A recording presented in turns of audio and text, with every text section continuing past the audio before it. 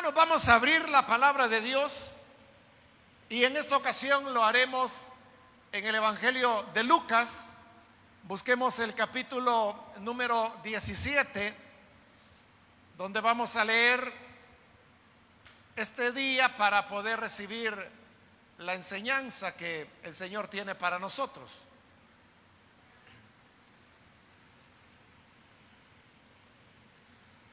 Dice la palabra de Dios en Lucas capítulo 17, versículos 20 y 21, que nos dicen: preguntado por los fariseos cuándo había de venir el reino de Dios, les respondió y dijo: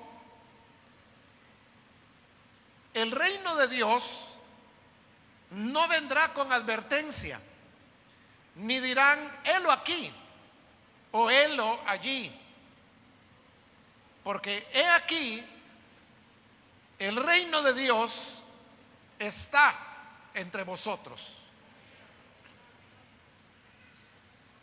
Amén. ¿Pueden tomar sus asientos, por favor, hermanos y hermanas?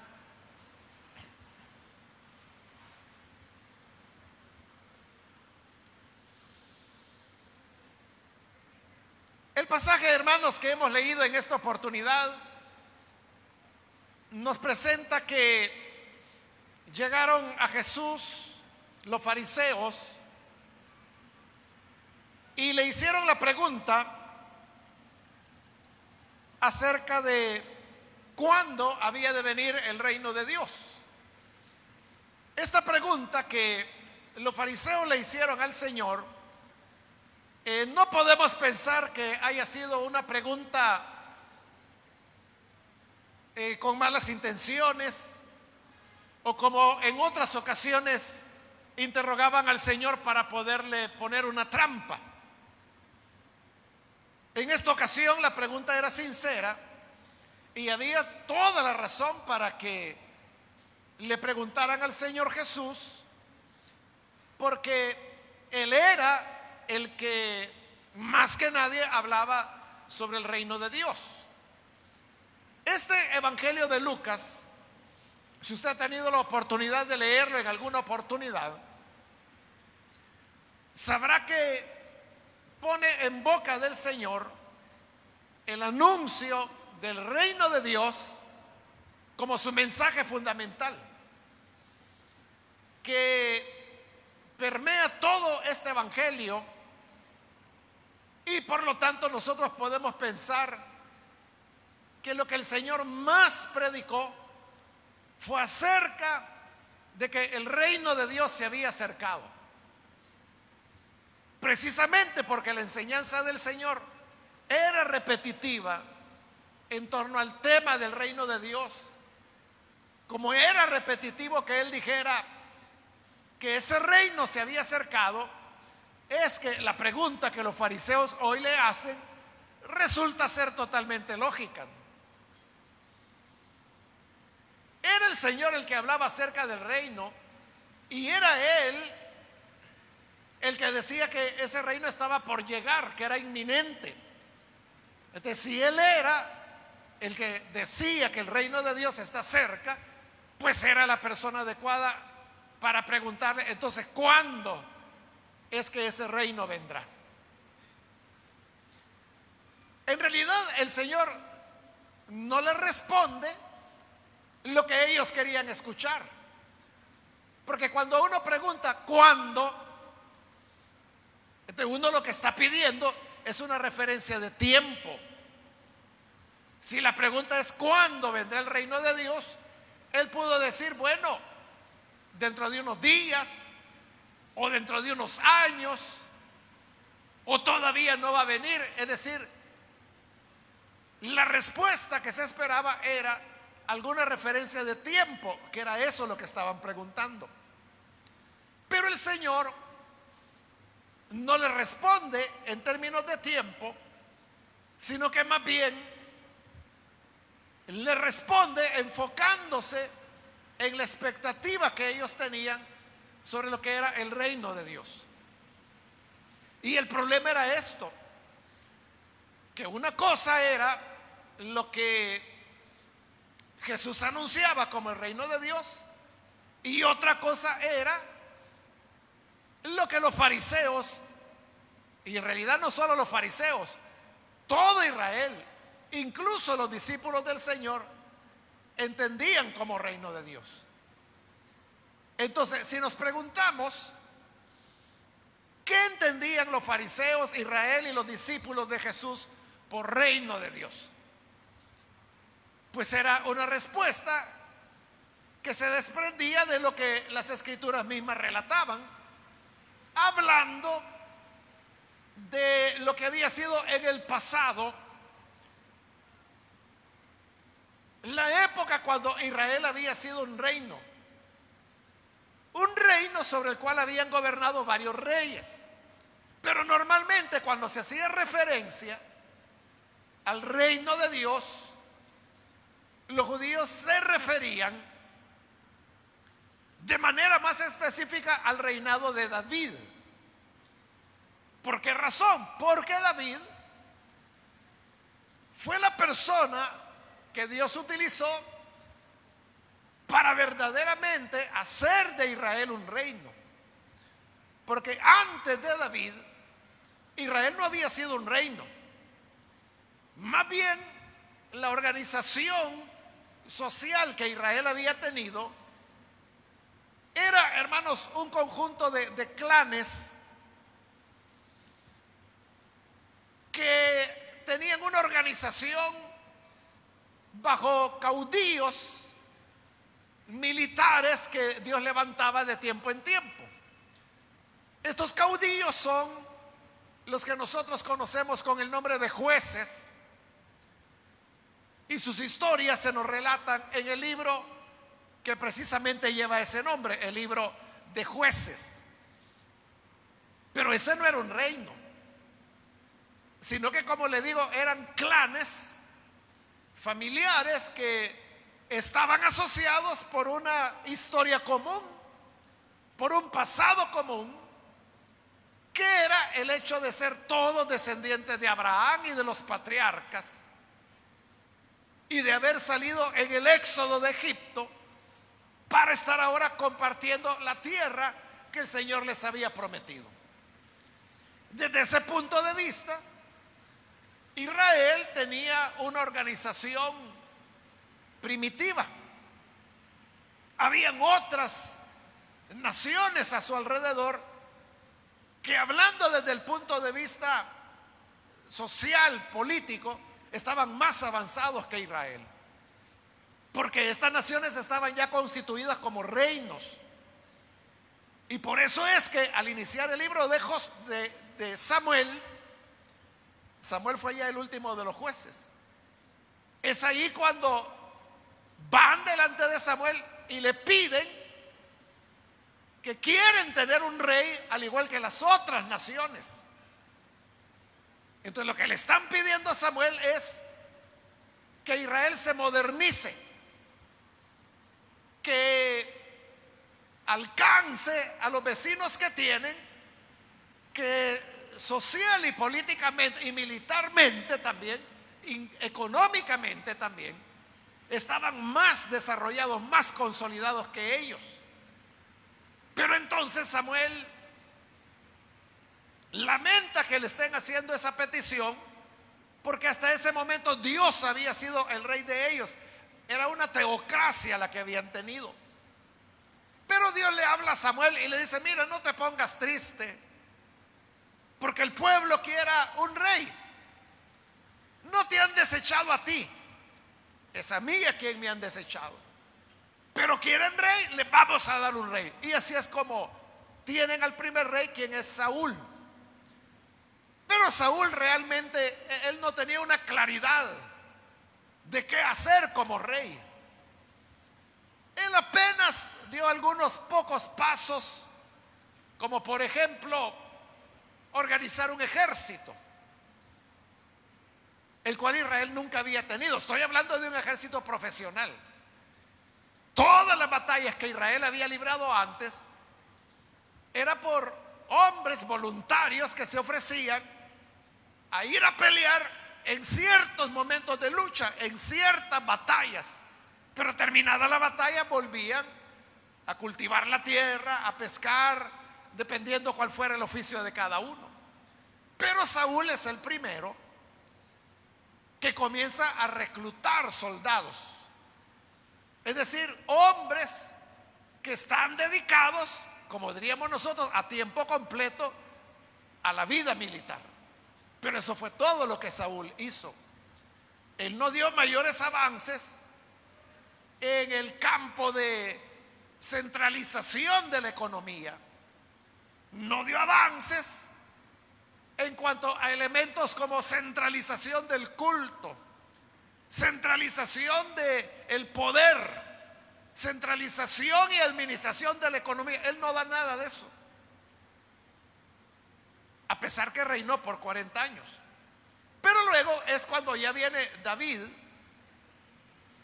y David sí es el hombre de Dios que no solamente continúa con la profesionalización del ejército, sino que la lleva a un nivel superior a la de las naciones que le rodeaban.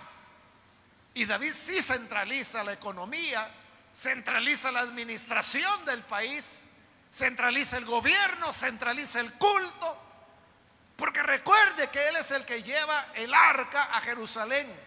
David es el que funda una capital. Hasta entonces Israel no había tenido capital, es David quien la funda. Y en la parte alta de Jerusalén es donde construye el palacio donde él vive. Y el plan es que al lado él va a construir el templo. No lo hace porque Dios se lo prohíbe, porque le dice que él ha derramado mucha sangre.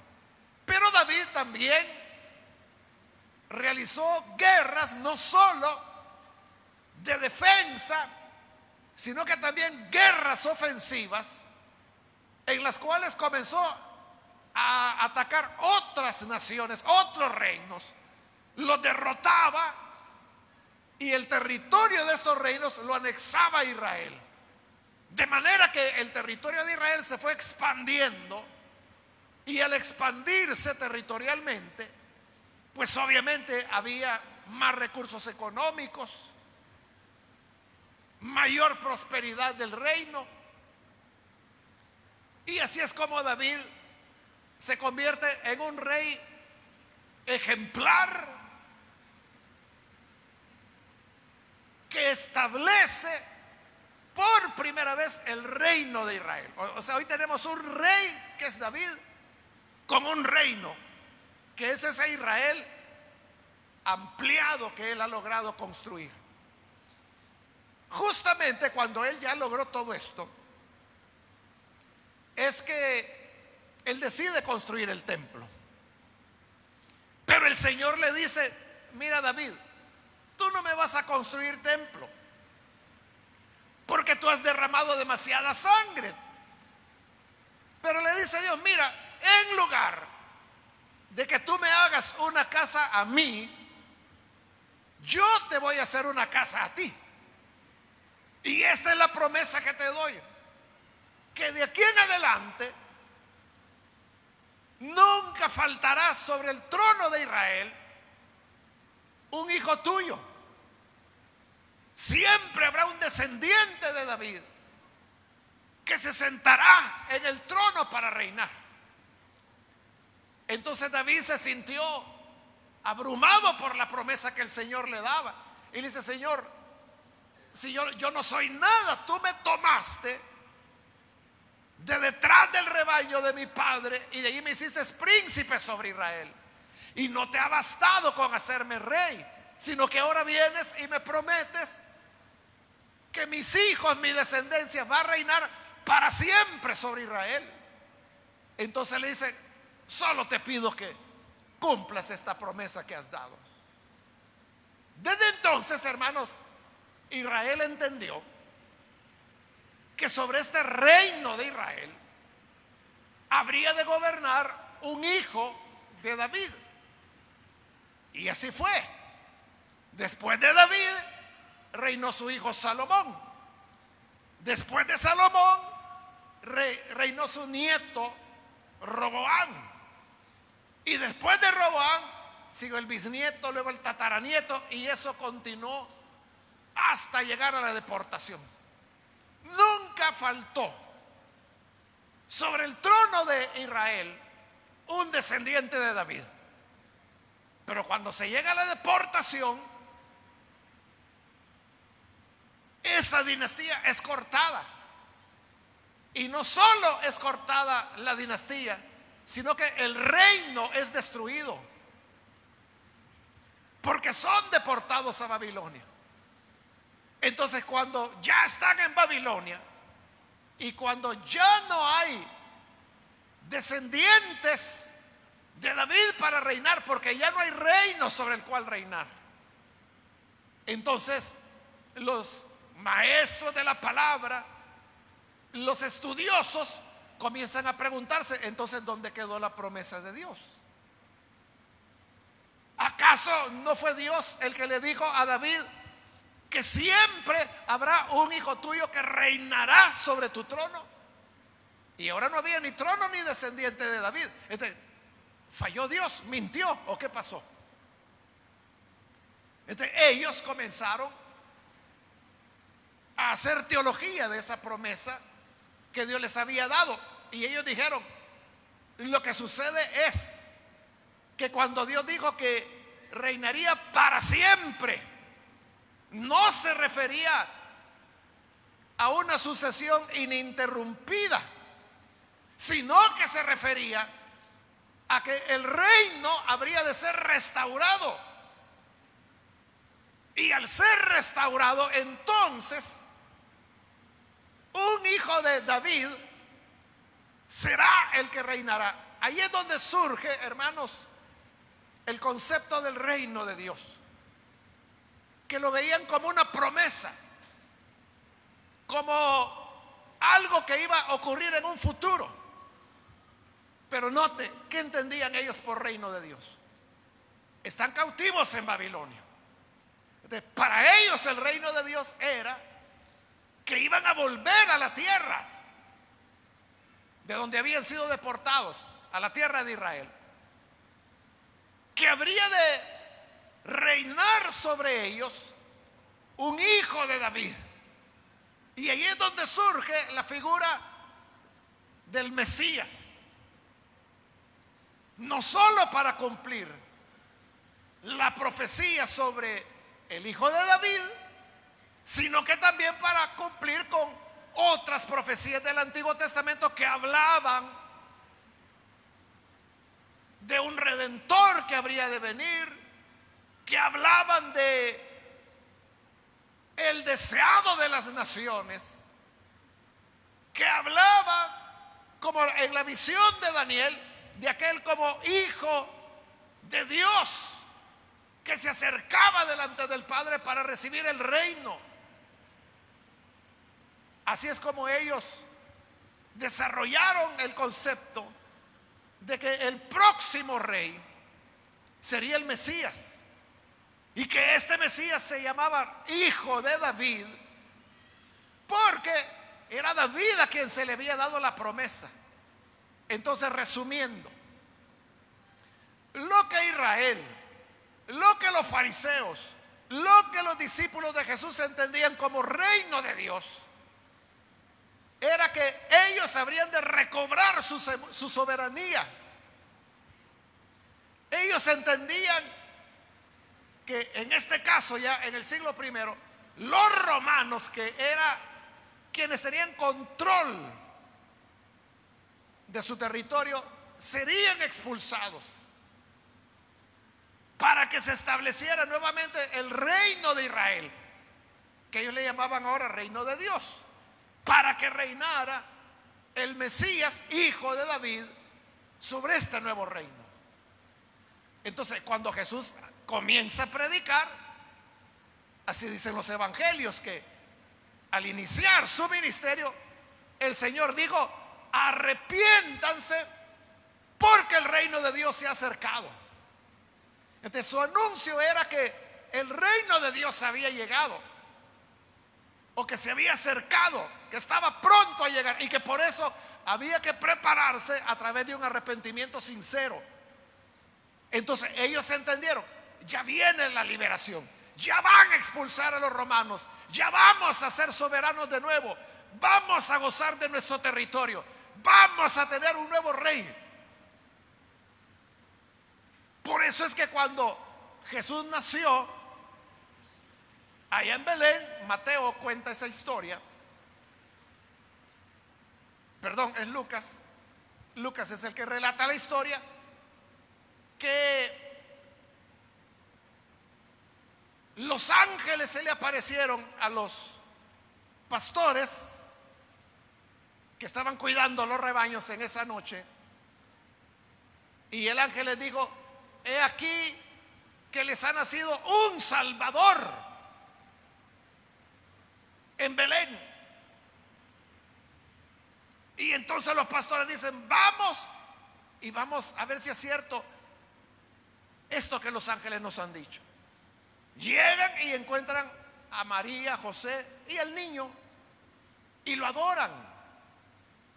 Mateo habla de los sabios del oriente que vienen preguntando, y esa era la pregunta: ¿a dónde está el rey de los judíos que ha nacido? Están preguntando por el rey, porque su estrella la vimos en el oriente.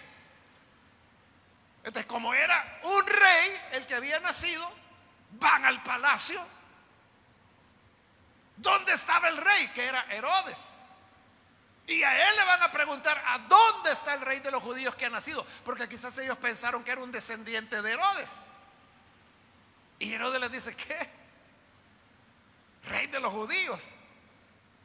Pues mire, no sé nada de eso, pero manda a llamar a los maestros de la palabra y le dice: oigan, ¿a dónde dice la profecía que va a nacer el rey? Ah, le dijeron: fácil, eso está en Miqueas, en Belén de Judea. Entonces le dice Herodes a los sabios que han venido de oriente: vayan a Belén y se encuentran al niño, ahí me vienen a avisar, porque yo también quiero ir a adorarlo. Y Herodes lo que quiere es matarlo, porque los mismos sabios le han dicho que andan buscando al rey de los judíos que ha nacido. Pero él es el rey, Herodes es el rey. Entonces el que ha nacido para derrocarlo, entonces tiene que eliminarlo. Entonces los sabios van, encuentran a Jesús, le adoran, le entregan regalos, que dice Mateo que fue oro, incienso y mirra. Entonces con estos regalos que le dan al Señor, es como José y María cubren los gastos de crianza del Señor Jesús, por lo menos durante un tiempo. Pero luego el Señor les habla y les dice que no tienen que volver a Herodes, sino que tienen que irse por otro camino. Y ellos obedecen y Herodes queda burlado.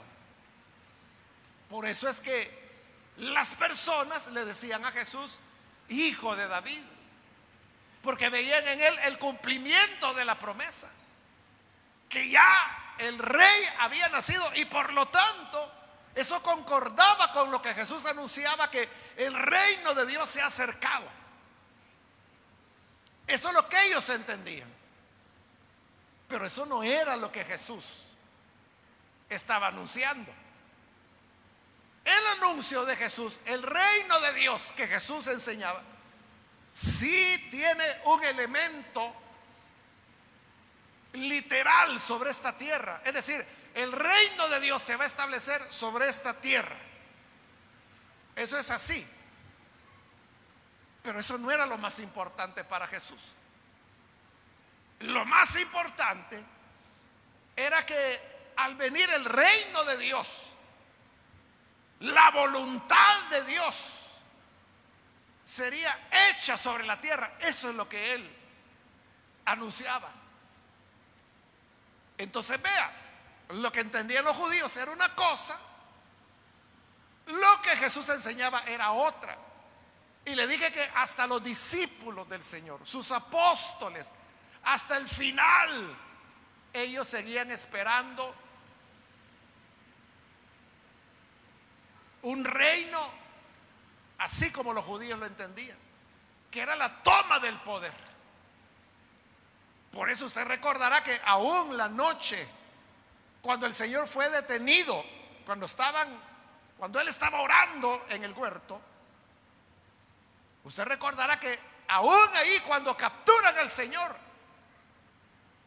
Pedro saca la espada, porque él cree que ha llegado la hora de luchar, porque ahí es como la chispa que va a desencadenar la rebelión para la toma del poder.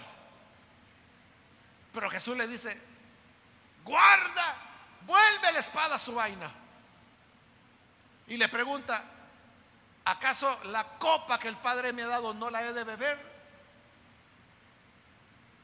¿O no crees, Pedro, de que si yo le pido a Dios que me libre, Él no enviará una legión de ángeles para defenderme?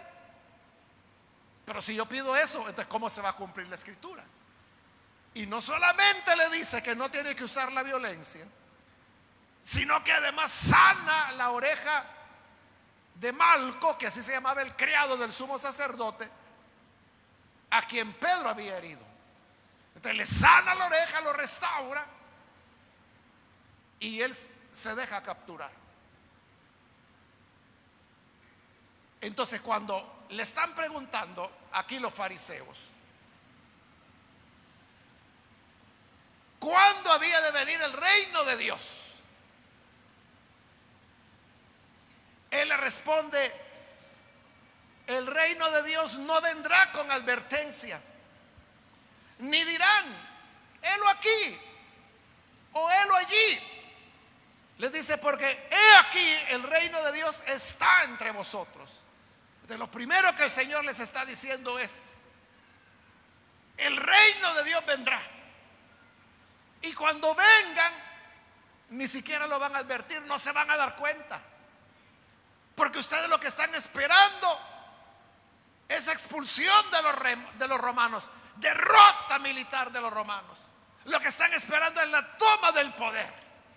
Lo que están esperando es que yo me corone rey. Lucas nos cuenta de una ocasión en que la gente en masa llegó porque querían coronar a Jesús como rey. Pero dice que Jesús se escabulló y se fue. No lo hallaron, porque ellos no habían entendido cuál era el reino que él anunciaba. Y luego les dice algo tremendo el Señor. Le dice: cuando el reino venga, no habrá necesidad que alguien diga: mire, por allá está, o mire, por aquí está. Y les dice: porque esta es la verdad, el reino de Dios está entre ustedes. Por eso yo le decía hace un minuto, hermano, que como la expectativa que ellos tenían del reino de Dios era otra, el reino iba a venir y ellos no se iban a dar cuenta de que ya había llegado. Y es lo que Jesús les está diciendo. Ellos se están preguntando: Señor, ¿cuándo va a venir el reino? ¿Cuándo será la venida del reino? Y el Señor dice: ¿que cuándo va a ser la venida? Si el reino ya está en medio de ustedes. Es decir, el reino ya había llegado, pero ellos eran los que no se habían dado cuenta. ¿A qué se refería Jesús cuando decía que el reino ya había llegado? Jesús está hablando del reino que él había venido a fundar, el reino de Dios, pero que no significaba lo que ellos creían. Entonces, si no era eso, ¿cuál era? ¿En qué consistía el reino de Dios que Jesús decía ya está en medio de ustedes? O el reino de Dios se ha acercado. ¿A qué se refería Jesús? El problema es que Jesús nunca dio una definición de qué era el reino de Dios. Jesús lo que hizo fue comparar el reino de Dios con varias cosas. Ahí están las parábolas, que precisamente se llaman parábolas del reino, porque en todas ellas Jesús decía, el reino de Dios es semejante a una mujer que tomó una medida de levadura y la puso en la harina hasta que todo se leudó. En otra ocasión él dijo, el reino de Dios es como una perla que un hombre encontró en su campo, entonces vendió todo, compró el campo para tener la perla de gran precio.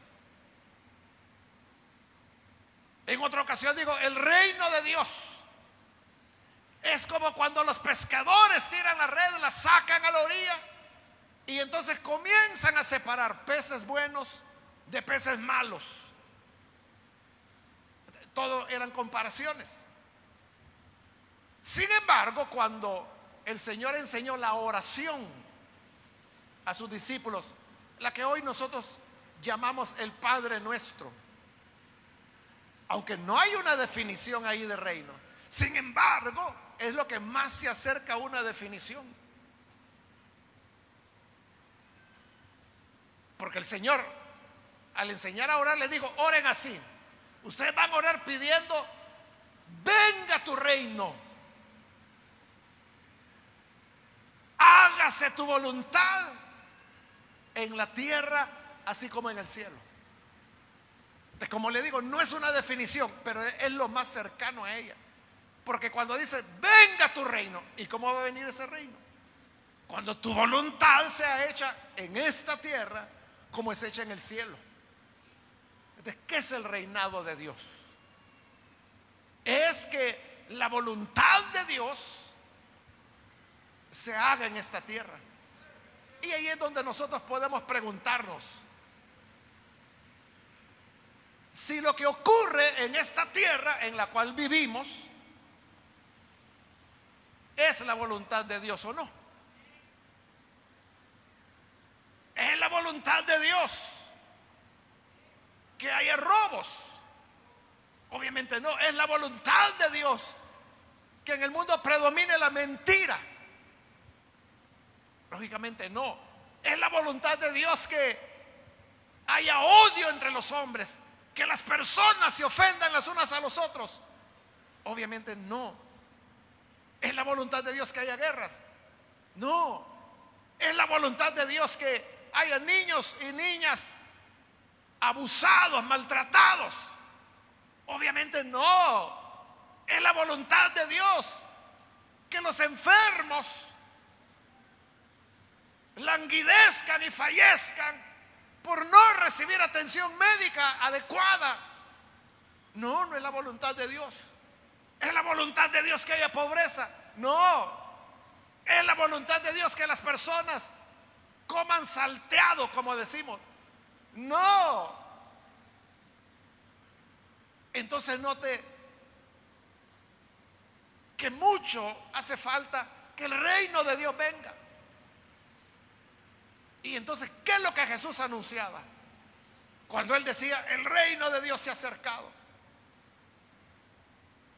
Para él, que el reino de Dios se había acercado, era que nosotros los seres humanos comenzáramos a tratarnos de manera distinta los unos con los otros. Y por eso es que él dijo, haz el bien al que te aborrezca, al que te persigue, bendícelo, al que te golpee en una mejilla, vuélvele la otra, al que te pida prestado, no se lo cobres. Amen a sus enemigos, no se venguen por ustedes mismos, sino si tu enemigo tiene sed, dale de beber. Si tu enemigo tiene hambre, dale de comer. Juan el Bautista, que también anunció el reino de Dios, él dijo, el que tenga 2 camisas, de una al que no tiene. El que tiene alimento, comparta con el que no tiene. Llegaron los soldados romanos y le preguntaron a Juan, ¿y nosotros qué debemos hacer?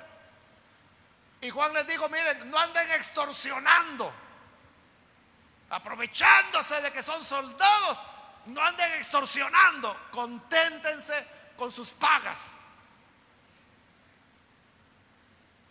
Entonces, el reino de Dios, que también es la salvación, de lo que nos habla de una transformación de las personas. Es lo que ocurrió cuando aquel jefe de los cobradores de impuestos, que se llamaba Zaqueo, Jesús le dijo: Zaqueo, baja de ese árbol, porque hoy voy a cenar en tu casa. Y Zaqueo, feliz, se fue a la casa y preparó un banquete para el Señor. Jesús llegó con sus discípulos como acostumbraba, se sentó a la mesa, y mientras estaban comiendo, fíjese, Jesús no le dijo ni una palabra a Zaqueo.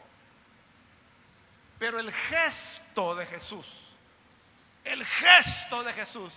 de ir a la casa de un cobrador de impuestos, es decir, de un pecador de acuerdo a la religión judía, pero que Jesús haya ido, que haya aceptado la invitación y que ahora está comiendo con él, conmueve de tal manera a Zaqueo que él dice: este es un hombre diferente, este no es un religioso, sino que lo que está anunciando es amor.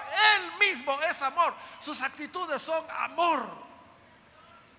Redarguido por eso, Zaqueo se pone en pie y dice delante de todos: lo que voy a hacer es que la mitad de mis riquezas las voy a entregar a los pobres, a los necesitados. Y si hay alguna persona a la que yo haya estafado, le voy a devolver 4 veces lo que le estafé. Y él había estafado a muchísimos, porque eso es lo que hacían los publicanos o cobradores de impuestos. Y él era el jefe de los cobradores de impuestos. Cuando Zaqueo dijo eso, Jesús dijo: la salvación ha llegado a esta casa.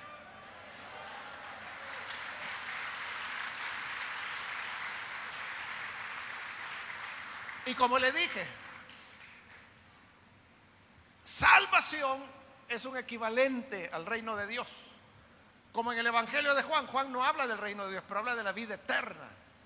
Entonces, para Juan, vida eterna es un equivalente del reino de Dios. Es como que Jesús haya dicho ahí en casa de Zaqueo: el reino de Dios llegó acá. O sea, ¿pero cómo llegó? ¿Porque expulsó a los romanos? No. ¿Porque alguien sacó la espada y mató a Zaqueo por ladrón? No. ¿Porque alguien agredió a Zaqueo o lo ofendió por ser un estafador? No. Eso no era la justicia de Dios. El reino de Dios llegó porque Zaqueo, de ser ciertamente un vulgar ladrón, hoy se había convertido en alguien que quería ayudar al necesitado.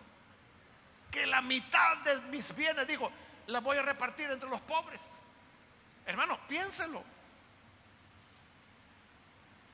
Que todo lo que usted tiene, todas sus propiedades, sean pocas o sean muchas, pero que usted un día decide: la mitad lo voy a dar a los pobres, ¿lo haría usted?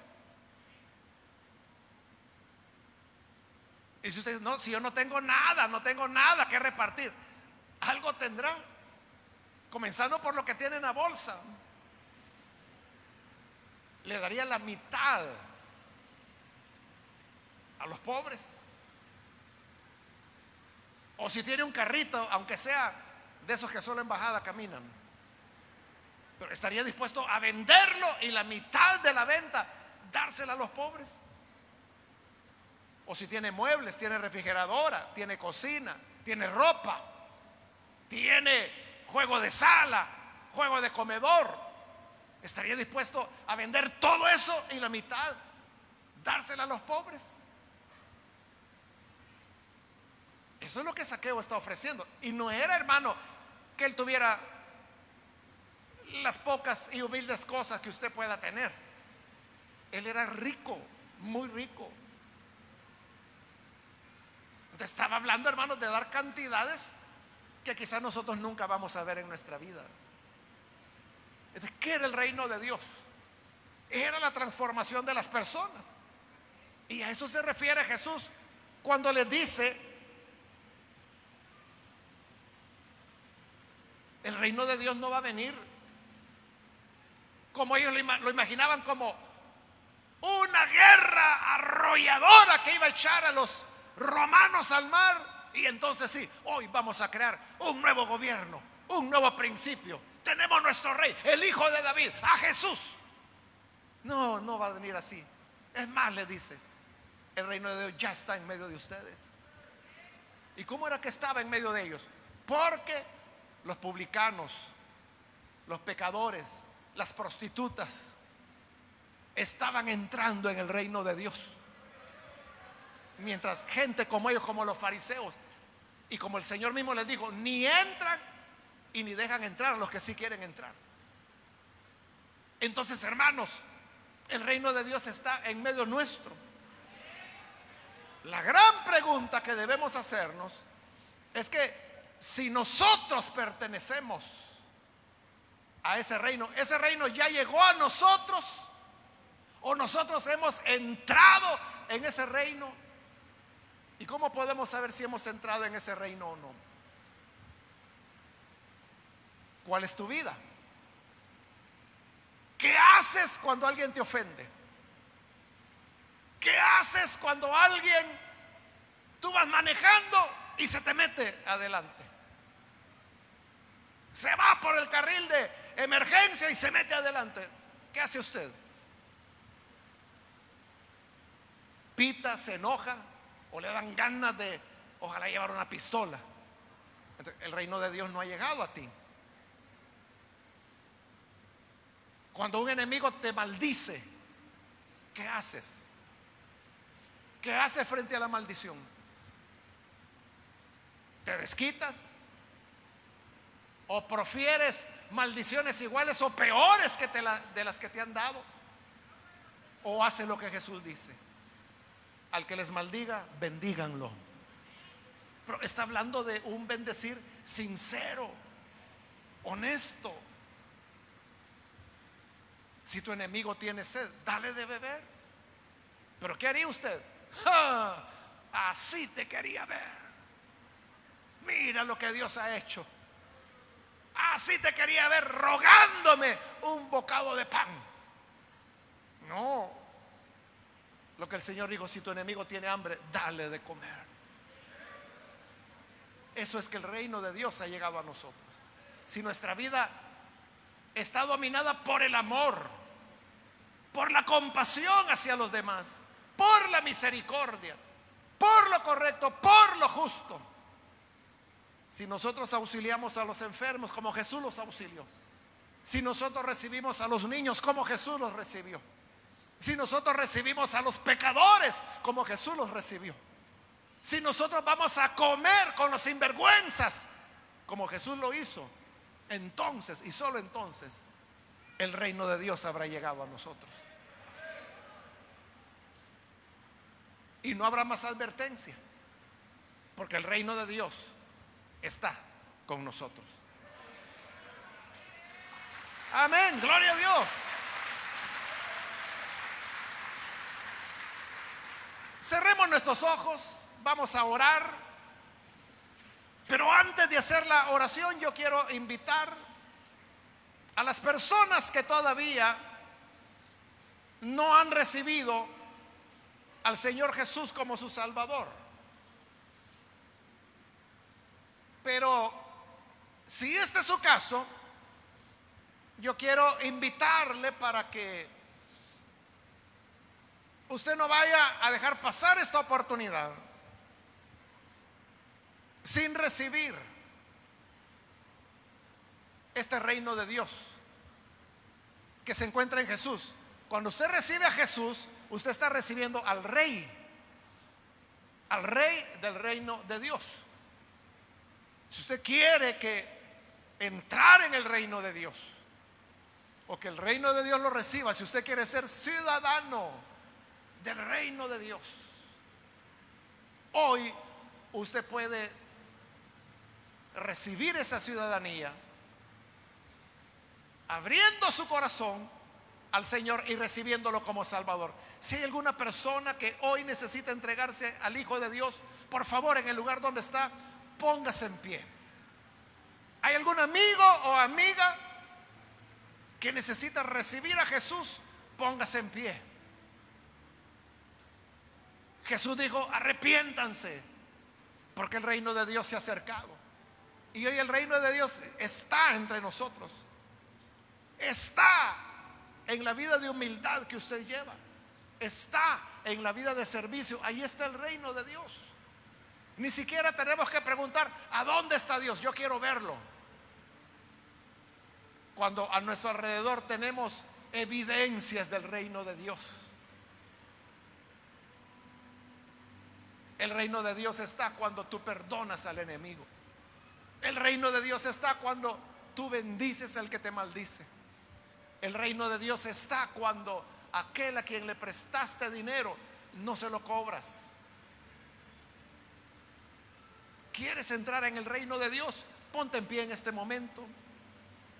Cualquier amigo o amiga que necesita recibir a Jesús, póngase en pie. Le invito para que pueda hacerlo el día de hoy. ¿Hay alguien que necesita recibir al buen Salvador? Póngase en pie y vamos a orar. También quiero invitar, si hay algún hermano o hermana que se ha alejado del Señor, pero hoy necesita reconciliarse. Ahí en el lugar donde está, póngase en pie. Si necesita recibir al Hijo de Dios, en el lugar donde se encuentra, póngase en pie y vamos a orar por usted. Muy bien, aquí hay una persona, que Dios lo bendiga. Alguien más que necesita recibir al buen Salvador o reconciliarse. De este lado hay otra persona, que Dios la bendiga también.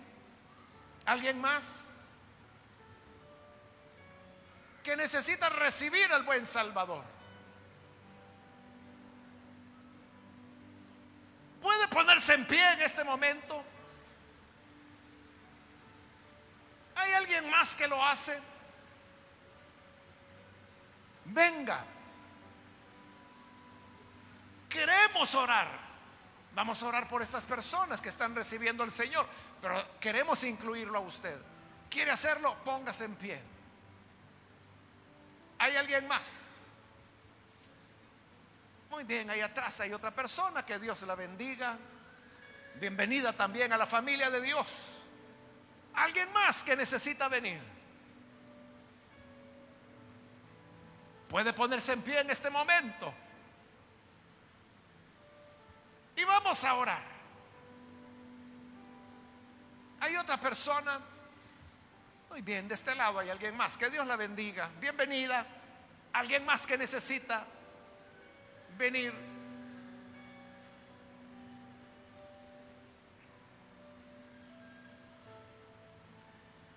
Muy bien, aquí hay otra persona más, que Dios la bendiga. Aquí en medio hay alguien más, que Dios la bendiga también. Bienvenida. Alguien más que necesita entrar en el reino de Dios.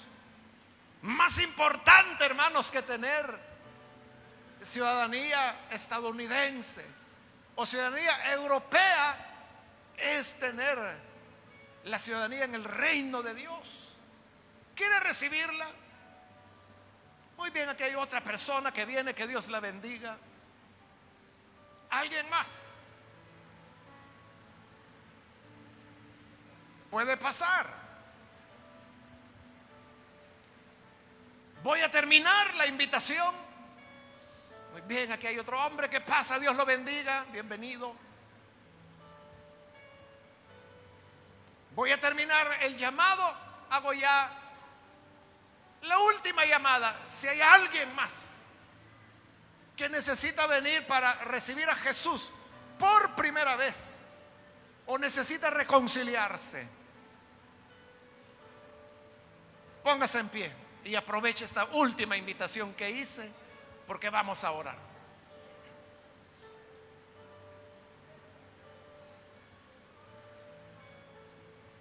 A usted que nos ve por televisión, quiero invitarle para que se una con estas personas y ore con nosotros para recibir al Señor Jesús.